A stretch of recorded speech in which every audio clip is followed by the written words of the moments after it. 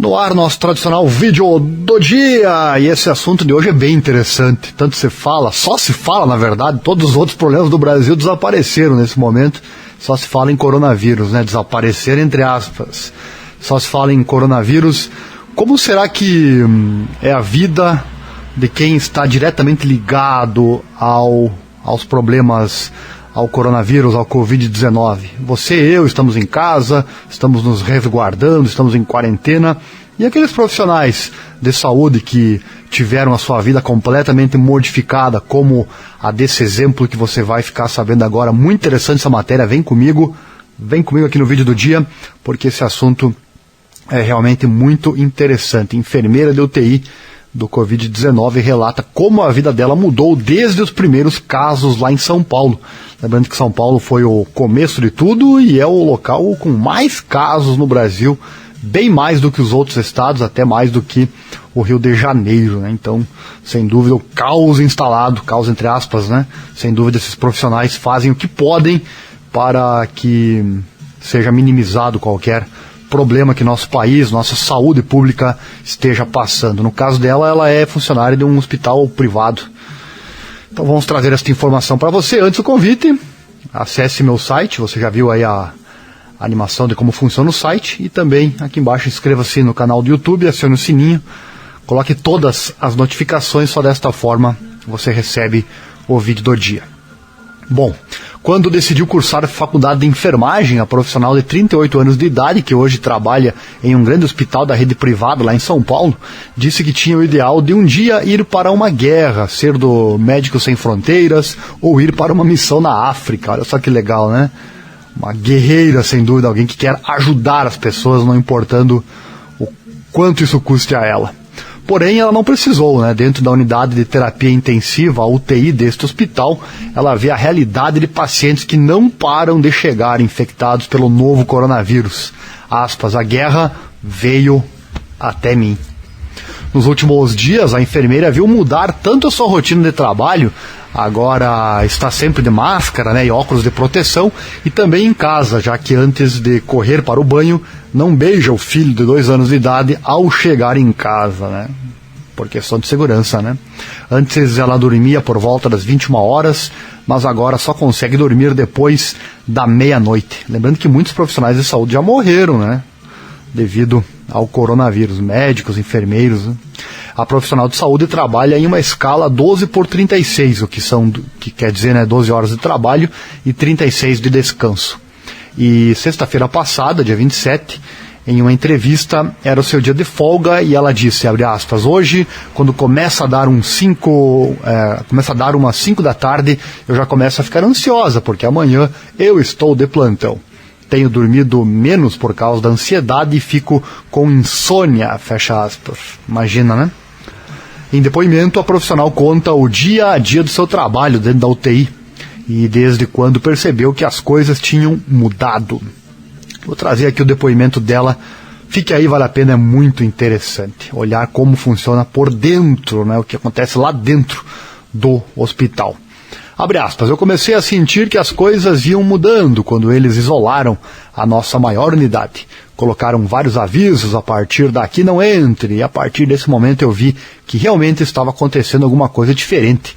Nesse dia, lá pelo dia 5 ou 6 de março, também começaram treinamentos a respeito de colocação e retirada de equipamentos de proteção individual. Eu senti que estava diferente, porque a minha UTI não estava recebendo esses pacientes ainda, então eu continuei tranquila. Depois teve uma sensação que foi bem divulgada pela mídia, do casamento da irmã da blogueira, a Gabriela Pugliese, e chegaram muitas pessoas no pronto-socorro após o evento. Todo mundo viu na internet, né? A gente começou a ficar meio assustado, porque nesse dia, à noite, chegaram muitos pacientes no PS, e vários fizeram o teste, então foi um momento de alarde para a gente. Mas para mim, o dia que realmente pegou foi o dia que eu entrei nessa unidade onde estavam os pacientes com Covid confirmado, no dia 20 de março. Eu não sabia, eu saí da minha casa como se tivesse ido para o meu plantão normal, ficar com os pacientes graves de UTI, mas não os com Covid. Quando eu cheguei, a gente tem uma escala diária e eu descobri que eu estava escalada nessa unidade, veja só, né? quando você vê na televisão, quando você lê as notícias na internet, não é a mesma coisa de quando você entra dentro do quarto e se depara com um paciente entubado, precisando de droga vasoativa, brigando com a ventilação mecânica, e foi bem difícil. Assim, eu já estava acostumada a essa realidade de UTI. Para mim não é uma coisa assustadora, mas quando eu sabia que era o Covid positivo, eu fiquei com medo. Esse dia tinha 5 pacientes quando estava entubados, né? E um estava com o uso de uma máscara de oxigênio, porém ele foi entubado no final do plantão. A partir desse dia para cá teve uma mobilização gigantesca, tanto da contratação de pessoas como de treinamentos e protocolos para atender essas pessoas. Agora a gente usa máscara N95 e o óculos de proteção 100% do tempo dentro da UTI. A gente não fica sem esses equipamentos. E assim não é uma coisa muito confortável, então também é uma coisa que no dia a dia pesa um pouco. Nosso rosto fica todo marcado, o óculos pesa na orelha, machuca, a gente fica com o rosto muito marcado. E são muitas horas usando o equipamento. Também já rodou muito na internet imagens desses profissionais de como eles terminam o dia com a face marcada pelo uso do equipamento, né? Lá dentro da UTI a gente tem um banheiro para tomar banho, porém nesse dia eu não tinha ido preparada. E a sensação, mesmo que você tome banho, parece que você continua carregando o vírus ainda, sabe? Então eu voltei para casa, passei álcool gel em tudo que passei, né, no carro, nas maçanetas das portas. Quando entrei em casa, tirei minha roupa antes de entrar, no hall do elevador mesmo, eu tirei tudo e fui direto pro banheiro, tomar um banho. Nesse dia meu filho veio querendo me abraçar, tadinho, chorou porque passei correndo e nem falei com ele. De uma semana para cá eu vejo que esses pacientes não melhoram. De todos esses pacientes que a gente entubou, a gente não conseguiu tirar ninguém da intubação ainda. Isso é difícil, porque você não vê progressão, você não vê o paciente evoluir de uma forma positiva. Não que ele piore, mas ele continua naquela mesma condição. Que loucura, né? Parece que ele não melhora, então isso é muito ruim, porque gera mais ansiedade. A gente vê o número de pessoas que estão contraindo a doença e vão precisar de leitos, e você não consegue, sabe, gerar um fluxo de entrada e saída. Os pacientes têm bastante medo. O paciente que eu falei que estava com uma máscara de oxigênio, que foi entubado, aconteceu uma situação muito triste e que mexeu bastante comigo. Ele estava consciente e a gente precisou avisar para ele que ele ia ser entubado, e ele fez uma chamada de vídeo com a família, olha só. Então a gente estava no quarto enquanto ele estava se despedindo dessa família. Se despediu do filho, da esposa, chorou, ficou bastante emocionado. Aí você imagina, né, o que essa pessoa passou e o que a profissional também, tendo que ver isso e a família em casa esperando, vida completamente modificada, né? E aí foi muito triste, todo mundo ficou super emocionado, porque assim você vai ser entubado e talvez você nunca mais acorde, né? Quando entuba, a pessoa recebe medicamentos para ficar sedada, em coma induzido. A gente fala que é para acoplar melhor o tubo, para conseguir fazer o pulmão ventilar adequadamente, porque se ele fica acordado sem sedação, o tubo incomoda muito, o paciente segue entubado. Esse aí, né? Acho que ninguém estava preparado para isso. Eu fico mais preocupada, porque acho que ainda vai piorar muito antes de começar a melhorar. Quando eu decidi fazer faculdade de enfermagem, tinha aquela coisa toda ideológica, de querer um dia ir para uma guerra ou participar do Médicos Sem Fronteiras, sabe? Fazer uma missão na África. E aí até falei para um amigo, acho que nem vou precisar ir para a guerra, fazer uma missão. Acho que minha guerra vai ser essa aqui. Não precisarei fazer nada para enfrentar. A guerra veio até mim. Então o que a gente pode pedir para as pessoas é para elas ficarem em casa o máximo que elas puderem. Tentar ajudar a gente que está ali, na linha de frente. Porque o que eu posso fazer é ir para a UTI e ajudar as pessoas que estão lá. Quem não trabalha com isso pode fazer sua parte e ficar em casa. Outra imagem que se vê bastante, né? Nós estamos aqui por você, fique em casa. Quantas imagens dessas você viu nas redes sociais, né? Não disseminar o vírus também é uma função importante nesse momento. Fecha aspas, então, palavras dela. Legal essa matéria, né? Legal. Quero trazer aqui uns comentários das pessoas que leram essa matéria e deixaram seu comentário. Deixa o seu também aqui abaixo, do que você achou de tudo isso. A Bruna escreveu: sabe quando você leu a matéria chorando? Pois é, me emocionei com o relato dela. O José escreveu: depois de ler o que essa enfermeira falou, a gente só pode lamentar a postura do presidente, diz aqui ele. É democrático, né? Lamentável as ideologias desse presidente, né? Aqui é uma história política, não vou nem ler, né? Vamos ver aqui o que mais. O mais difícil é saber que o governo simplesmente não se importa. Eu e muitos dependemos de trabalhar no dia a dia. Sou trabalhador informal e com esses R$600 que o governo ofereceu, não paga meu aluguel, água e luz. Como que eu sobrevivo? Talvez amanhã seja eu em uma UTI e isso me frustra. Mas preciso ir à luta para não morrer de fome. É muito fácil dizer, fique em casa, ao invés de falar isso, né? Deveríamos perguntar o que o governo está fazendo para isso. Gostei que tem esse comentário aqui, porque daí tem os dois lados da moeda, né? Que a gente mais vê nas redes sociais, as pessoas criticando.